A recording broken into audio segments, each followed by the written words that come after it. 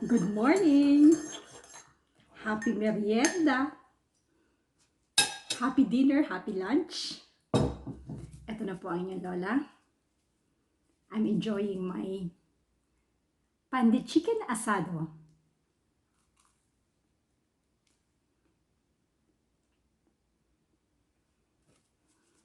So how do you enjoy your chicken asado? Of course, kinakailangan may kape.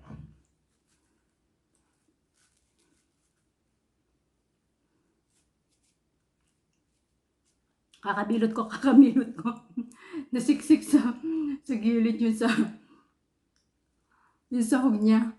Kawawa naman, konti lang sahog. Anyways, you can enjoy your chicken asado together with cheese o kaya naman ay with scrambled eggs. O diba? So, complete meal na yan. Masarap na. Nakakabusog pa ang malambot na tinapay kasi sariling gawa ang pandesal. Sa mga interesadong malaman how I made my chicken asado, di ka na, let's watch the video and enjoy the music I chose for this vlog. Kunyari nasa cafe tayo, kahit paluto-luto, cafe mood ang ating song.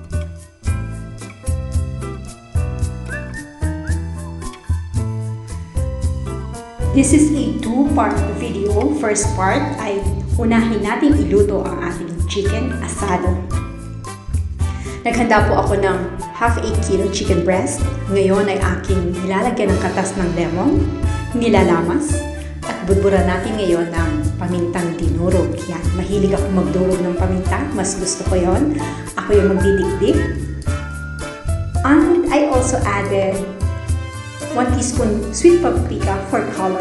Yan, pampakulay lang yan, pampaganda. We will marinate our chicken for at least 1 hour before we cook.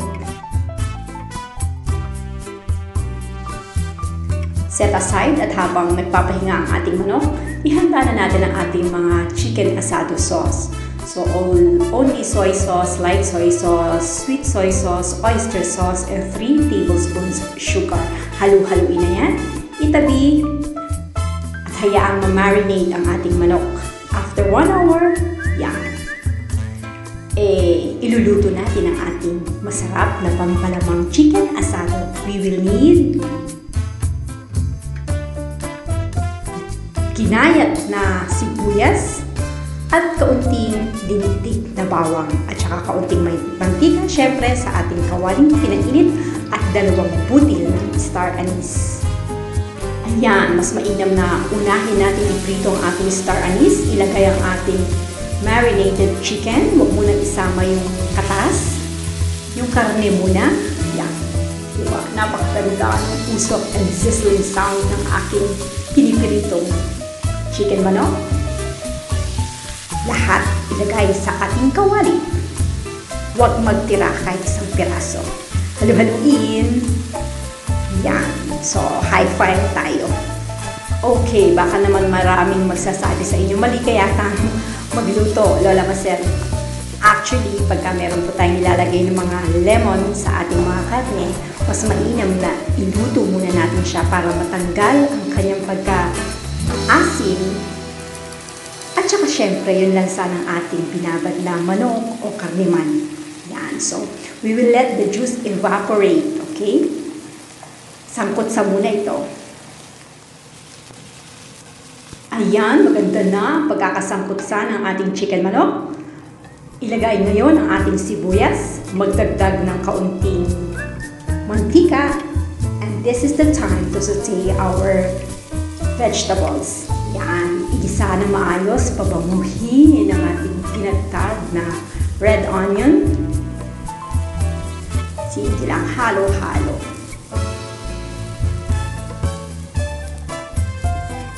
Ngayon, idagdag natin ang ating dinikdik na bawang.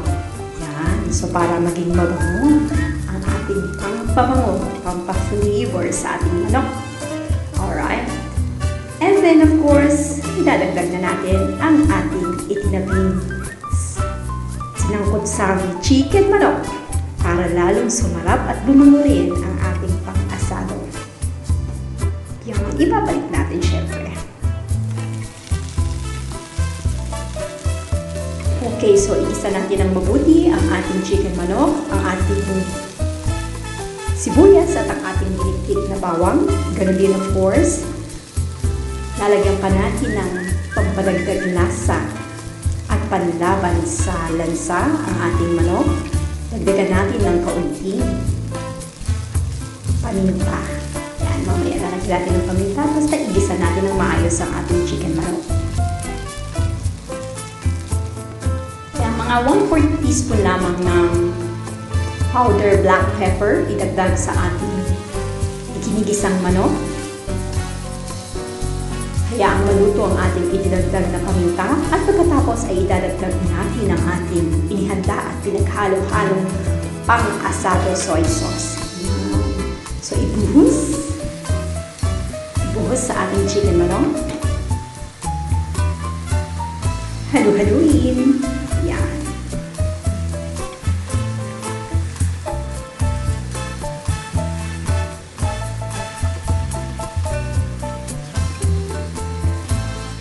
Hindi po sapat ang ating mga pinagsama-samang soy sauce bilang liquid sa ating chicken asado. Magdadagdag po tayo ng 2 1/4 cups of water kung meron kayong chicken stock, mas mainam. Magdagdag ng chicken stock because we are going to cook this on medium fire hanggang sa lumambot ang ating manok. Yan. And of course, we will let the juice or water be reduced or evaporate. Okay? Continue simmering, cooking this chicken manok sa medium fire. Of course, takpan din. At pagkatapos, yan. Habang tayo nagluluto, pipisa-pisain natin yan ng tinidor hanggang maging ganyan na siya, himay-may na. And maging reduced totally ang ating sabaw. Okay. So, ayan. So, matagal na proseso to. But anyways, yan. Walang masarap na nakukuha sa shortcut. Okay. Lastly, we are going to add 1 teaspoon cornstarch and 1 teaspoon water para naman medyo parang maging malapot ang texture ng ating pang-asado palaman. Yan. And hindi ko na pinakita sa video, pero hindi enough yung aking lemon marinade. Parang nalalansahan ako sa aking chicken manok. Kaya, as I was simmering this, ay nagdagdag ako ng suka para matanggal yung lansa ng manok. And now, it's ready. So, set aside. Part 2 naman ng ating video. Ito na po ang paggawa ng pandesal. Okay, maghanda ng 1 1/4 cup of warm water. Ilagay na ang yeast, 1 teaspoon sugar, 1 tablespoon flour, and 1 egg.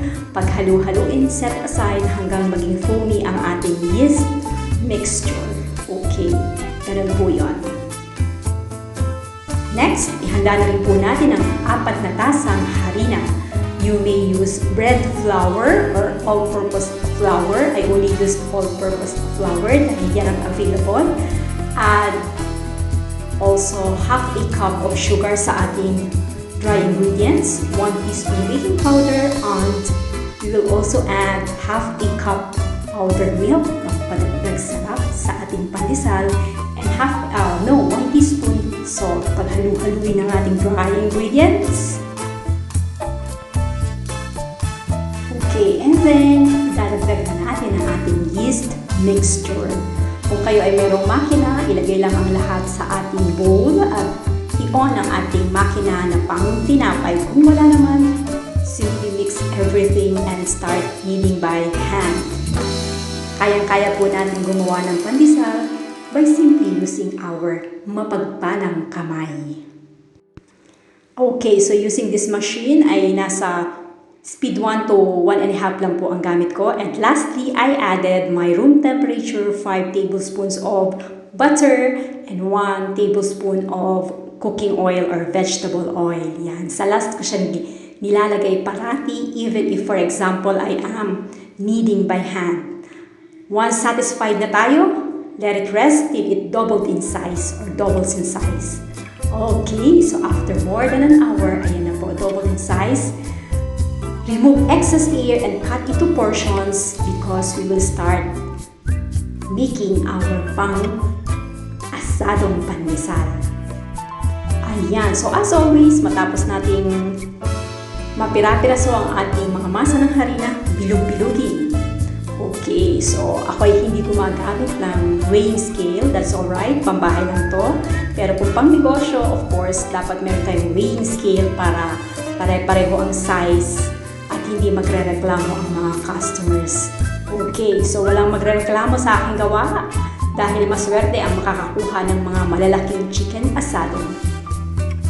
So bilog-bilugin lamang roughly ang bawat piraso ng ating masa ng harina para mabilisan na mamaya pagka maglalagay tayo ng palaman. And of course, this will also help na hindi mag-dry ang ating mga masa ng harinang pampandesal. Okay, so ready na sila. Okay, flatten into a disc like so. And then, kutsarain ang pampalaman, mga 1 tablespoon sa bawat bilog-bilog natin. Isasara upang makabuon tayo ng Pandesal chicken asado.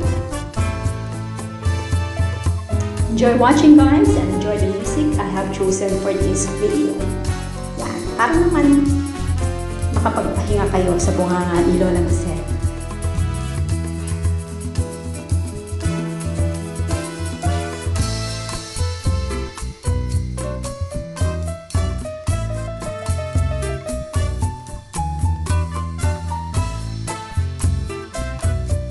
At dahil ito ay Pandesal chicken asado ala pandesal, budburan po natin o itulong sa breadcrumbs ang ating nagawa ng unang chicken pandesal asado at continue hanggang sa ang lahat ng ating binilog-bilog ay malagyan ng palaman.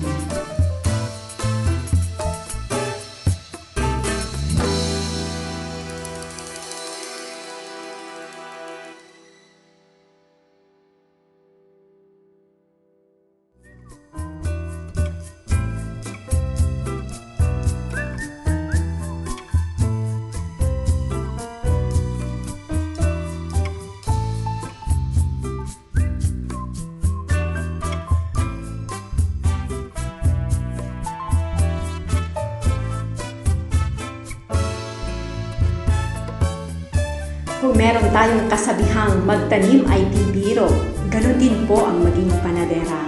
Kaya magtiyaga para ang lahat ay malagyan ng palaman, let it rest. Once it has rested and it has doubled in size, ay saka pa lang po natin isasangin sa oven ang ating mga tinapay. So let it rest now. Tapusin ang ating ginagawa. You see. Yan. It has doubled in size.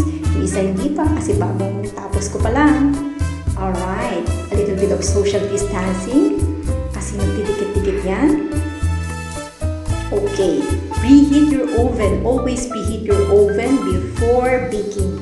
And only bake this pandesal asado for 10 minutes. Number 3, ang aming oven. I think that's 160 to 170 degrees. After 10 minutes, meron na akong masarap at mainit na pan chicken de asado.